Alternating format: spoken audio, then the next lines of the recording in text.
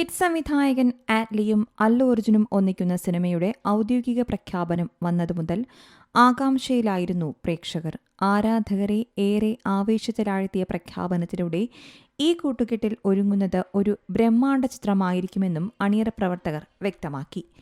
എന്നാൽ മലയാളികൾക്ക് ആവേശമാകുന്ന മറ്റൊരു റിപ്പോർട്ടാണ് ഇപ്പോൾ പുറത്തുവരുന്നത്. ബേസിൽ ജോസഫിനൊപ്പം അല്ലു ഒരു സൂപ്പർ ഹീറോ സിനിമയ്ക്ക് പദ്ധതിയിടുന്നുവെന്നാണ് ഈ റിപ്പോർട്ട്. അല്ലുവിനെ തന്റെ കഥ ബേസിൽ വായിച്ചു കേൾപ്പിച്ചുവെന്നും അല്ലുവിന് കഥ വളരെ ഇഷ്ടപ്പെട്ടുവെന്നും റിപ്പോർട്ടുകളുണ്ട്. ഗീത ആർട്സിന്റെ ബാനറിൽ അല്ലു അർജുന്റെ സഹോദരനായിരിക്കും സിനിമ നിർമ്മിക്കുക.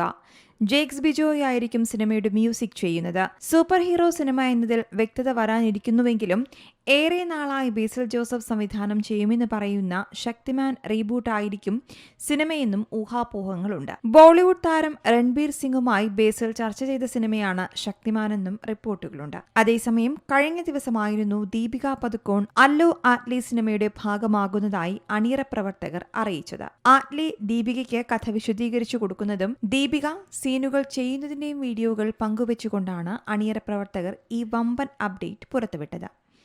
സിനിമയുടെ ബജറ്റ് 800 കോടിക്ക് മുകളിലായിരിക്കും എന്നാണ് റിപ്പോർട്ടുകൾ വ്യക്തമാക്കുന്നത്.